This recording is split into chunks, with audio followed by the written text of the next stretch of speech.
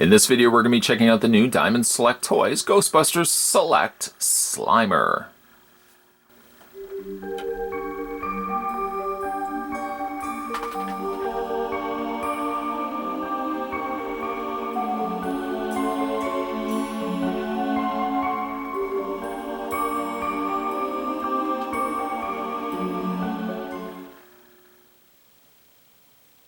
This particular Slimer does come included with the diorama pieces, even though the rooftop scene, as good as it is, I just don't have the space in my house.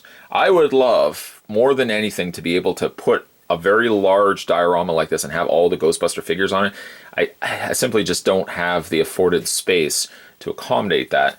So this particular diorama, by the way, there's a little hole there, it tabs to the top.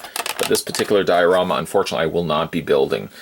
Periodically, I do pick up the figures that just have the dioramas. It's just by virtue of what comic book stores stock. A lot of times, the comic book store that I go to, most of those stores stock the version that has the diorama, whereas if you go to like retail release stores like a Walmart or a Target, a lot of times you'll end up finding the ones that don't have the dioramas because they're the more affordable means to get the figure. And I think it's only about a difference of like $1 or $2, $3 tops, where diorama pieces versus the non-diorama sets. I think it works out to be about 24. Of course, here in Canada, it's a little bit more, but I think it's about 24 to 25 for the figures that have the bases, and I feel like it's like 15, maybe like closer to $18 without.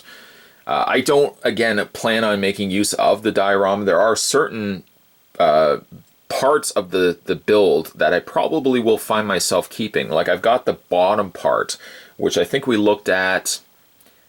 Trying to think of which figures we looked at, but it's basically the bottom part. I'll probably prop the Ghostbusters on top of that, but other than that, I'm not going to see myself building the entire diorama, as good as it may be.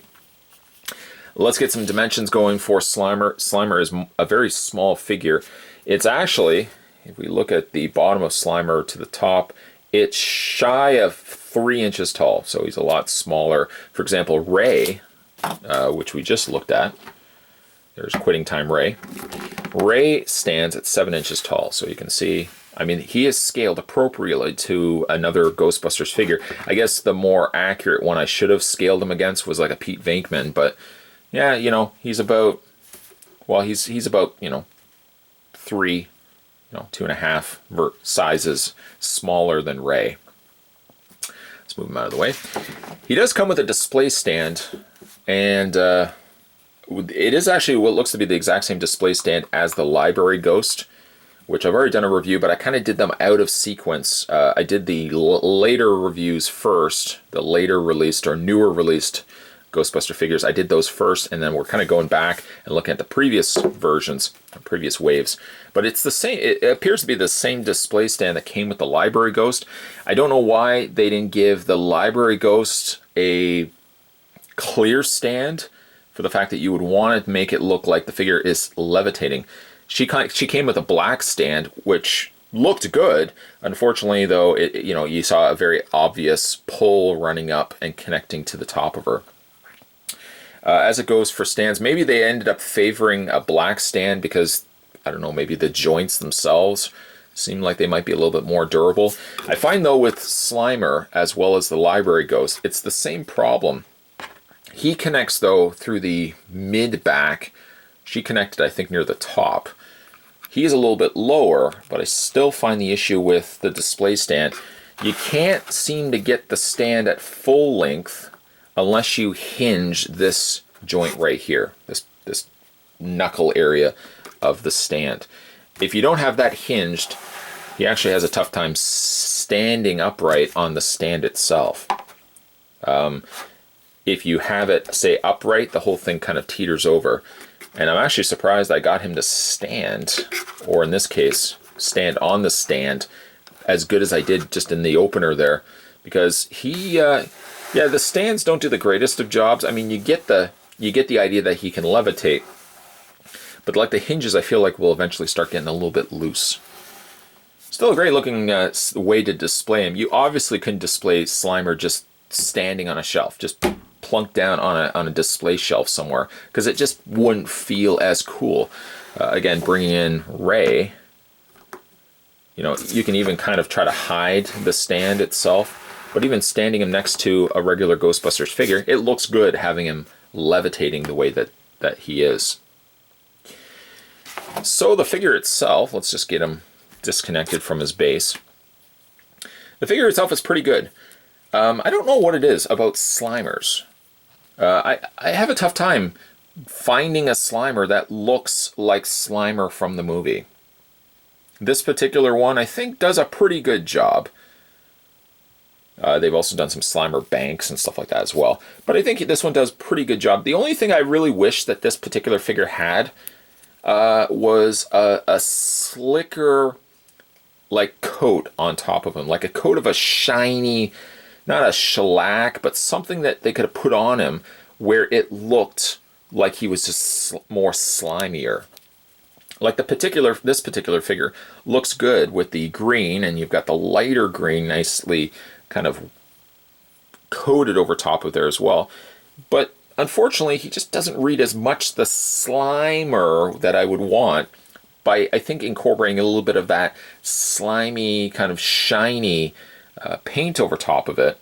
Even like just a clear coat, what I think made this guy look a little bit more, well, Slimer-esque.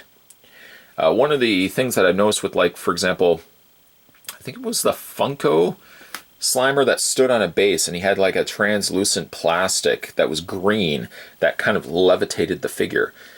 Maybe if they had incorporated a little bit of that kind of little trickles or little like beads or something like that of slime, I think would have incorporated really nice to this figure. As it goes, though, he's decent. Like, he looks good. He's one of the better looking Slimers, and I love the fact that he can interchange his head. He has 3 different heads to choose from. This particular head and this particular head are pretty much exactly the same from like the lip upward. It's the same looking, same sculpt essentially. This one has just the teeth showing. It has some nice painted in. I didn't realize his teeth were in such a mess as they were. Kind of like off brown, really. They painted in the tongue, which is nicely done. And then he's got the one after the actual ecto. Oh, what is it called? The storage facility. They put the traps in. Basically, after that gets released, then you see Slimer in a scene where he's eating all these hot dogs, and it looks good. I really like how that looks, and it's a fairly simple way to transition and pull out the figure. Like you just pull out his head, and it sits in this very large, recessed kind of peg hole there, and it's very easy to pull it out and replace it. So we go ahead and just pop that out, put that in. And you've got hot dog eating Slimer. Excess would be certainly a word I would describe for Slimer here. Not resorting to 1, not resorting to 2, but a whole day's supply of hot dogs. That guy might as well just close up shop afterwards, because there's no chance he's going to sell any hot dogs. And whatever's left, I don't think people will want to eat that. One of the other heads that he does can be replaced with, let's pull this out, is this head right here. Now, the head looks like it's not that much different other than it being a little bit wider, which could be somewhat more the Ghostbusters 2 Slimer, which was a much more larger looking figure. What they could have also done too is, because these are so identical to one another and just slightly varied in sculpt, they could have also put maybe the bus driver hat on top of this Slimer as well. The teeth are a little bit more cleaner. I guess he's been seeing a dentist since. But that's the only thing I can think of, is that this one here is the Ghostbusters 2 Slimer head, and this one is the original Slimer head. Because there's really not that much difference between the 2 Slimers. I mean, it's obvious that looking at it, this one does look different than this one. But it's not really by a lot. Teeth, a little bit wider of a face, a little bit more rounded at the top here. And you can see a little bit more of the wrinkles and just creases on the forehead there. I'm not sure really which Slimer I like. I kind of like this head sculpt because the width of the head seems to blend better to the other shape of his body. Whereas taking this head, plugging that into place, you obviously got a more narrow looking sides to his head. Entirely your prerogative. I think again I would favor probably either this head, or I would even have fun in just displaying with the hot dogs as well.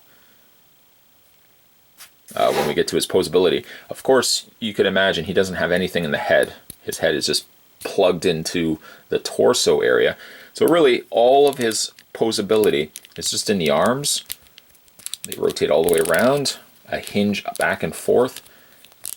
You got a hinge there in the elbow, and you can rotate the forearm, and you can rotate the hands. There's Slimer. Again, great looking figure. It's, for a Slimer, it's what I would have hoped. I guess the only thing I would have changed, I would have loved if they again incorporated some translucent green little drip slime, something that could have, you know, come out from the base, little strands and stringy bits. And I think a coat of like a shiny varnish or some clear coat just to make this look really shiny, I think would have been the other thing I would have changed to the figure. Other than that, I really like the figure. I think he did a good job to him. He's good size too. Display stand, a little wonky, but other than that, really nice looking figure. Pick this up at my local comic book store. If you have a tough time finding a local comic book store, you can head over to www.comicshoplocator.com. You can also head over to Diamond Select's website, and Diamond Select also has a YouTube channel. Did you know that? They have a YouTube channel where you can check out upcoming releases before they come out. I'll put the links all in the description down below. And if you haven't had a chance to subscribe to this channel, what are you waiting for? A hot dog eating slimy ghost? Ew, I wouldn't eat those hot dogs. No way. Click that little subscribe button down below. You're good to go, and you won't miss a beat when it comes to future videos hitting this channel. As always, guys, thanks for watching. See you next time.